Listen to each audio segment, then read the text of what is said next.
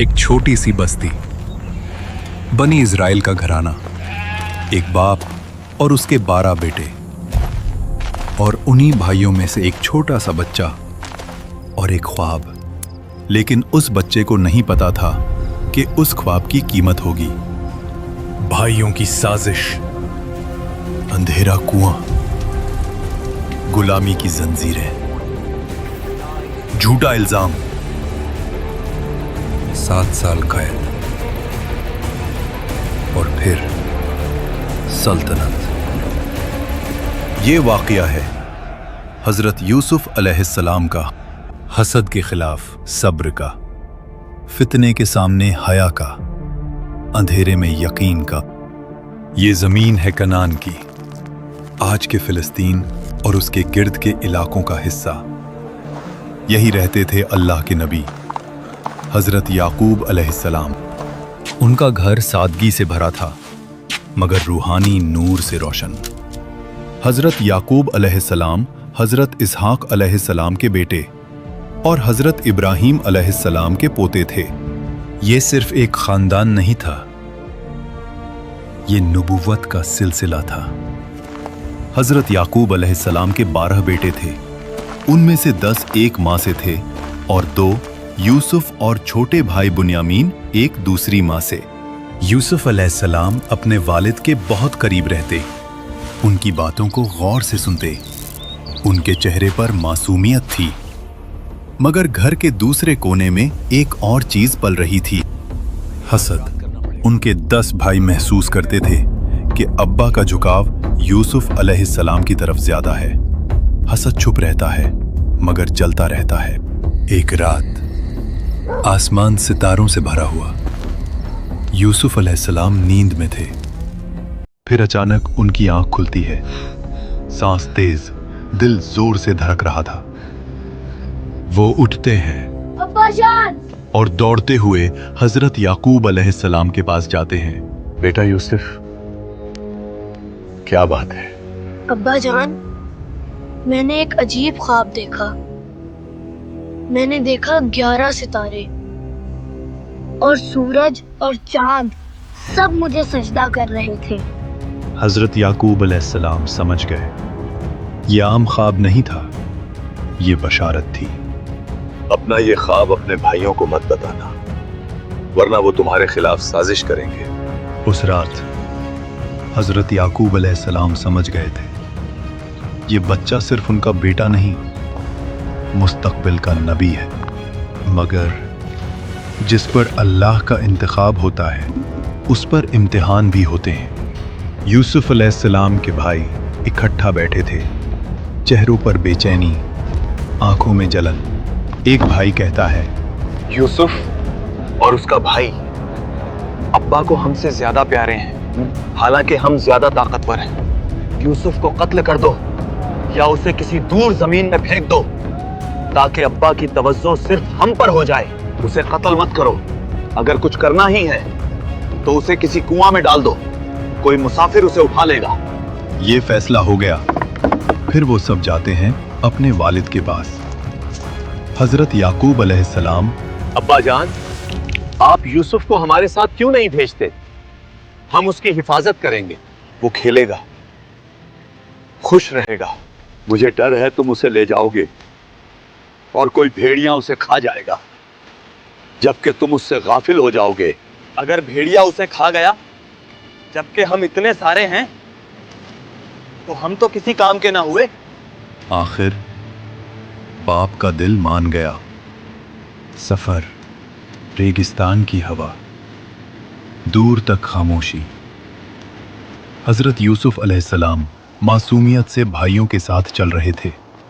उन्हें क्या पता, ये सफर बचपन का आखिरी सफर है। फिर वो लम्हा आ गया। भाई अचानक घेर लेते हैं, कपड़े खींचते हैं। यूसुफ अलैहिस्सलाम घबरा कर कहते हैं, भाइयों, ये क्या कर रहे हो?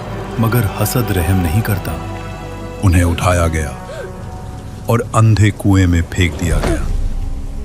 अंधेरा, तन्हाई, खौफ। लेकिन उसी लम्हे अल्लाह की वही आती है, हम जरूर तुम्हें इनका ये काम याद दिलाएंगे। और ये तुम्हें पहचान भी नहीं रहे होंगे। ये अल्लाह का वादा था। शाम होती है और भाई रोते हुए वापस आते हैं। झूठी कहानी, झूठा खून। अब्बा जान, हम दौड़ लगा रहे थे, यूसुफ को सामान के पास छोड़ा और भेड़िया उसे खा गया। इन भाइयों ने यूसुफ अलैहिस्सलाम की कमीज पर झूठा खून लगा रखा था। याकूब अलैहिस्सलाम ने कमीज देखी और समझ गए। उन्होंने सिर्फ इतना कहा, तुम्हारा नफ्स इस झूठ को सजा कर दिखा रहा है।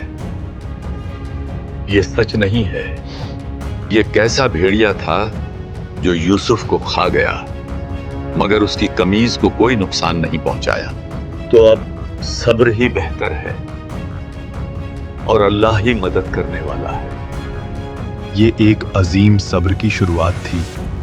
एक दिन सुबह की खामोशी में रेगिस्तान से एक काफिला गुजरता है। पानी निकालने के लिए रस्सी कुएं में डाली जाती है।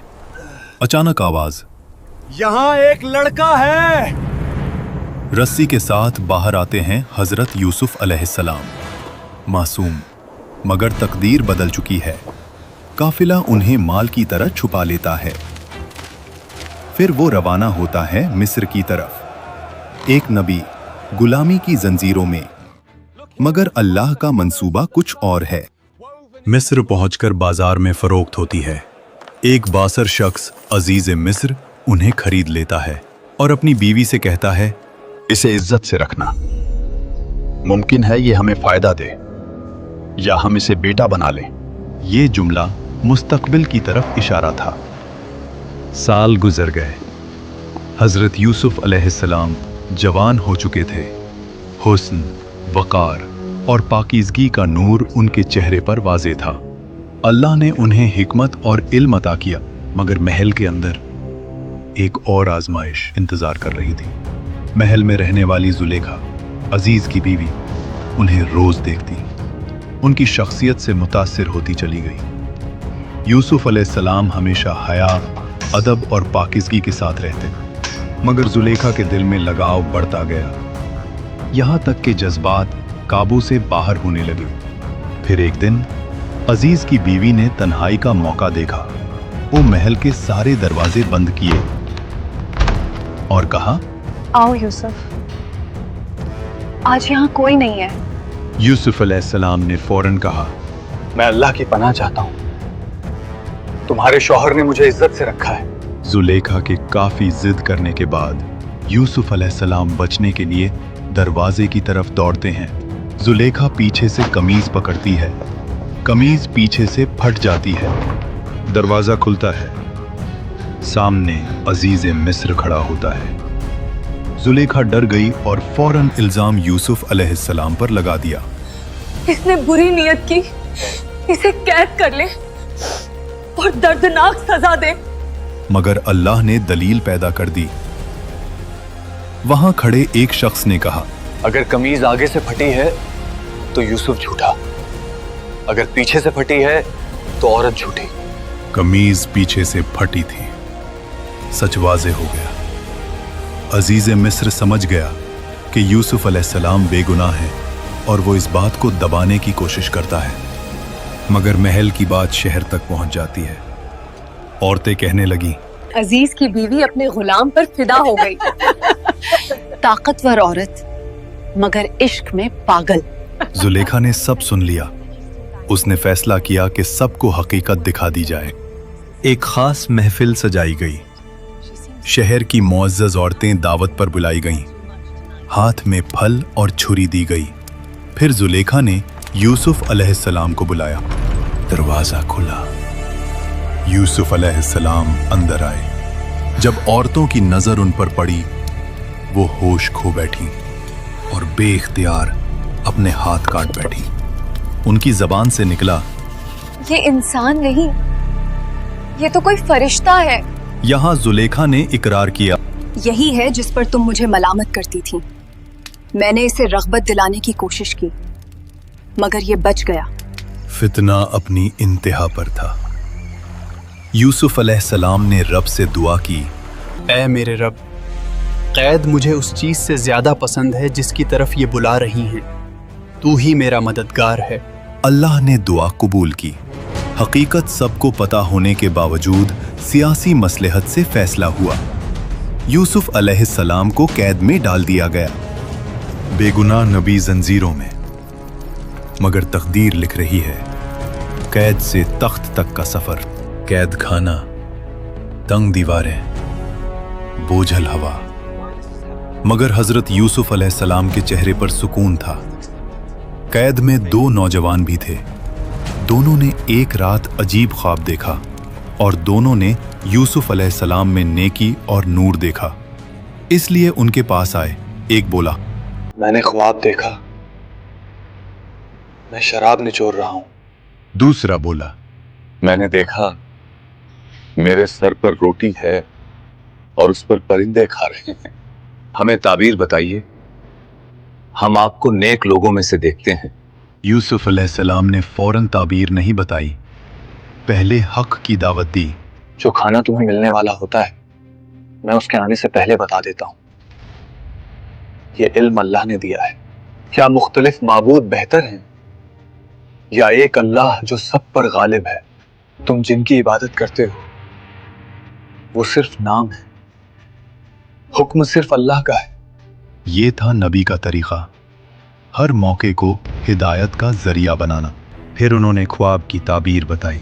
تم میں سے ایک اپنے بادشاہ کو شراب پلائے گا، دوسرا صلیب دیا جائے گا اور پرندے اس کا سر کھائیں گے.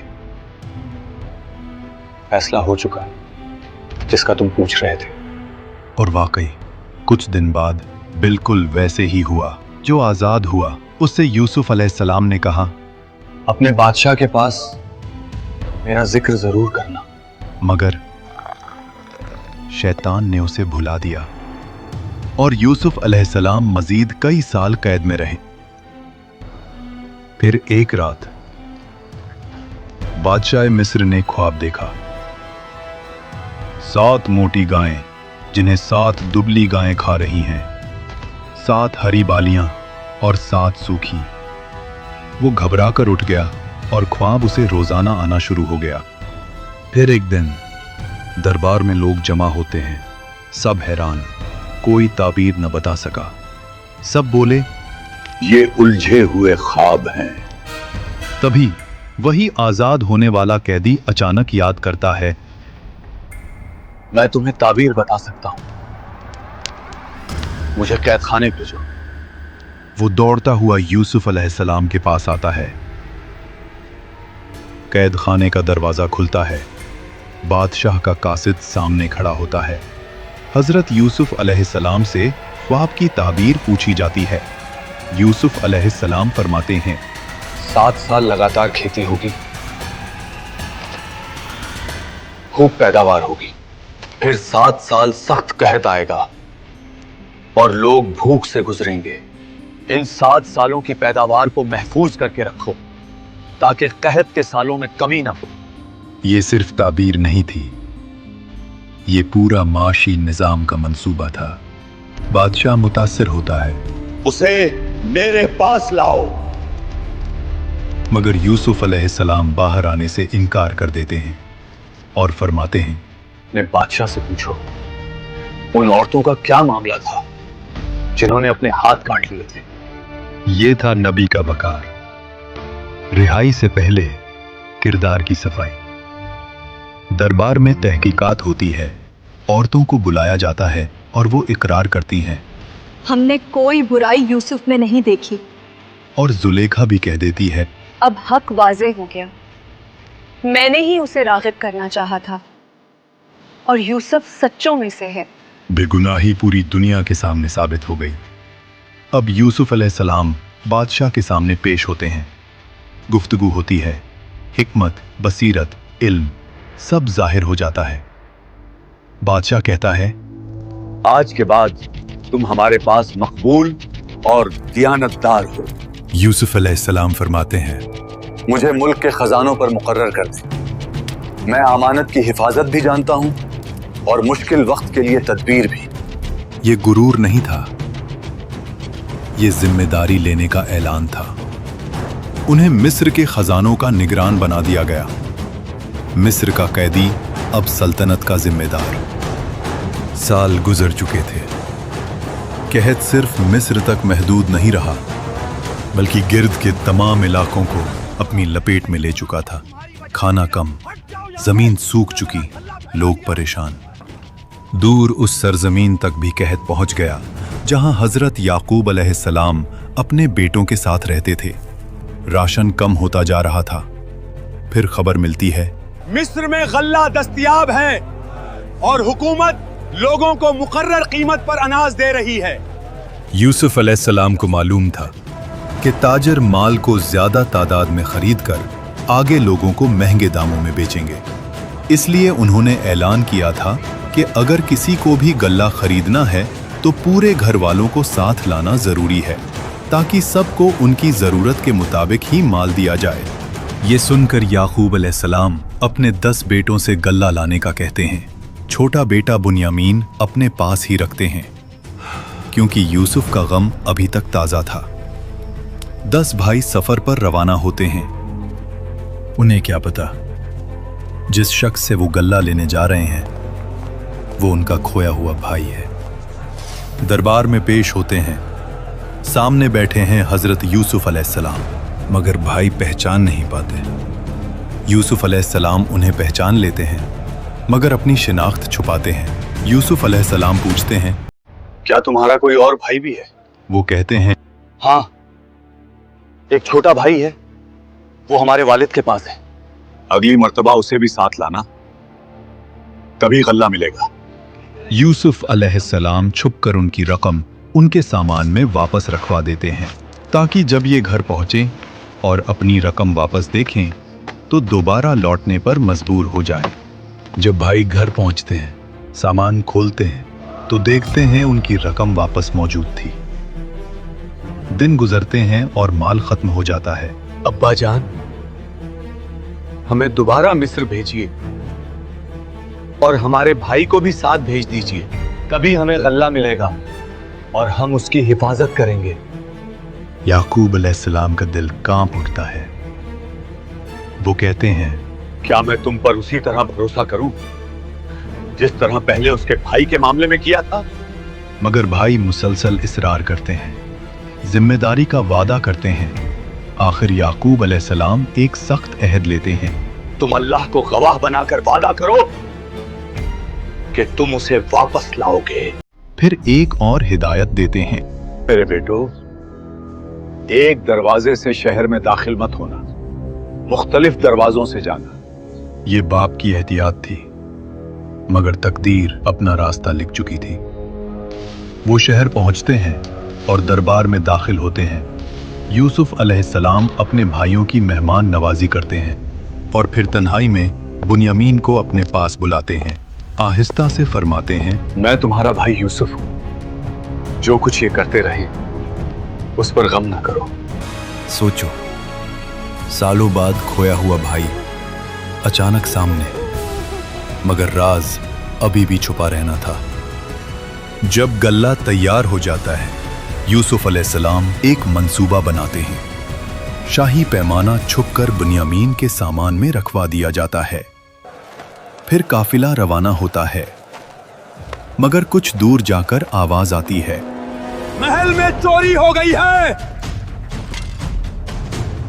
सब रुक जाओ। भाई घबरा जाते हैं। सिपाही पूछते हैं, अगर जिसके गल्ले से सामान निकला तो उसकी सजा क्या होगी? जिसका सामान चुराया गया हो, चोर उसका गुलाम बन जाएगा। तलाशी शुरू होती है और वहीं से पैमाना निकल आता है। सन्नाटा, हैरानी। भाई मजबूर हो जाते हैं। वो कहते हैं, अगर इन्होंने चोरी की है तो कोई हैरानी की बात नहीं, इसके भाई ने भी पहले चोरी की थी। यूसुफ अलैहिस्सलाम दिल में सब्र करते हैं, हकीकत जाहिर नहीं करते। भाई दरख्वास्त करते हैं, इसकी जगह हम में से किसी को रोक लो, हमारे वालिद बर्दाश्त नहीं कर पाएंगे। मगर फैसला होता है। बुन्यामीन रोक लिया जाता है। सबसे बड़ा भाई रिवायत में यहूदा या रूबील कहा जाता है, वो भी रुक जाता है। बाकी भाई मजबूरन वापस रवाना हो जाते हैं, दिल बोझल, जहन परेशान। उन्हें क्या पता, तकदीर अब आखिरी मोड़ लेने वाली है। जब भाई घर पहुंचकर पूरा सच सुनाते हैं तो हजरत याकूब अलैहिस्सलाम नहीं मानते। वो कहते हैं, नफ्स ने तुम्हारे लिए बात को आसान बना दिया है। मुझे उम्मीद है अल्लाह सबको मेरे पास वापस ले आएगा। यानी पहले यूसुफ अलैहिस्सलाम गए, अब बुनियामीन भी चला गया और बड़ा बेटा भी रुक गया। याकूब अलैहिस्सलाम का गम और बढ़ जाता है। कुरान के लफ्ज कहते हैं, गम से रोते रोते उनकी आंखें सफेद हो गईं। फिर याकूब अलैहिस्सलाम अपने बेटों से कहते हैं, मिस्र जाओ और अजीज मिस्र से बात करो और अल्लाह की रहमत से मायूस मत होना। भाई तीसरी मर्तबा मिस्र पहुंचते हैं। कहत अब और ज्यादा सख्त हो चुका होता है। भाई मजबूरी की हालत में दोबारा मिस्र आते हैं। वो हजरत यूसुफ अलैहिस्सलाम के सामने आकर कहते हैं, ऐ अजीज, हमारे घर वाले सख्त परेशानी में हैं। हम थोड़ी सी पूंजी लाए हैं, आप हमें पूरा गल्ला दे दें और हम पर सदका कर दें। अल्लाह सदका करने वालों को बदला देता है। यूसुफ अलैहिस्सलाम का दिल भर आता है। वो ज्यादा बर्दाश्त नहीं कर पाते। फिर वो एक सवाल करते हैं, क्या तुम्हें याद है तुमने यूसुफ और उसके भाई के साथ क्या किया था जब तुम नादान थे? भाई हैरान रह जाते हैं। उन्हें शक होता है। वो कहते हैं, क्या आप ही यूसुफ हैं? और फिर वो अल्फाज आते हैं जो तारीख के सबसे अजीम माफी के लम्हे बन जाते हैं। हाँ, मैं यूसुफ हूं। अल्लाह ने मुझ पर एहसान किया। जो सब्र करे और तकवा रखे, अल्लाह उसका अजर जाया नहीं करता। अल्लाह की कसम, अल्लाह ने आपको हम पर फजीलत दी और हम वाकई गलती करने वाले थे। आज तुम पर कोई इल्जाम नहीं। अल्लाह तुम्हें माफ करे, वो सबसे ज्यादा रहम करने वाला है। और फिर यूसुफ अलैहिस्सलाम अपने भाइयों को अपनी कमीज देते हैं और कहते हैं कि इसे उनके वालिद के चेहरे पर रखने ही उनकी आंखें ठीक हो जाएंगी। और फिर उन सब को वालिदैन के साथ महल आने का कहते हैं। मुझे यूसुफ की खुशबू आ रही है। और फिर उनकी आंखें फौरन ठीक हो जाती हैं। याकूब अलैहिस्सलाम फरमाते हैं, क्या मैंने तुमसे नहीं कहा था कि मैं अल्लाह की तरफ से वो जानता हूं जो तुम नहीं जानते? इसके बाद वो सब मिस्र की तरफ रवाना होते हैं। वालिदैन, भाई, खानदान। और फिर याकूब अलैहिस्सलाम अपने बेटे से 40 साल बाद दोबारा मिलते हैं, आंखों में आंसू लेकिन खुशी से भरे हुए। फिर यूसुफ अलैहिस्सलाम अपने वालिदैन को तख्त पर बिठाते हैं और सब भाई यूसुफ अलैहिस्सलाम के सामने अदब में झुक जाते हैं। तब यूसुफ अलैहिस्सलाम कहते हैं, अब्बा जान, ये मेरे बचपन वाले ख्वाब की ताबीर है। मेरे रब ने इसे सच कर दिखाया। यानी 11 सितारे, सूरज, चांद। ये वाकया सिर्फ एक नबी की जिंदगी नहीं, ये इंसानी जज्बात का सबसे गहरा सफर है। एक बच्चा जिसे कुएं में फेंका गया, एक गुलाम जिसे बाजार में बेचा गया, एक जवान जिसे झूठे इल्जाम में कैद किया गया, मगर फिर भी न उनकी जबान से शिकवा निकला, न दिल से यकीन निकला, न किरदार से हया निकली। और फिर अल्लाह ने उसी बंदे को सल्तनत का अजीज बना दिया। अगर आज के इस दौर में हम लोग सब्र और तकवा का दामन थाम लें तो अल्लाह की मदद जरूर आएगी। अंधेरा चाहे कितना गहरा हो, अगर यकीन जिंदा हो तो सुबह जरूर होती है। इस वाकया में आपका सबसे फेवरेट पार्ट कौन सा था? कमेंट्स में बताइए और वीडियो को लाइक करें और चैनल को सब्सक्राइब करें।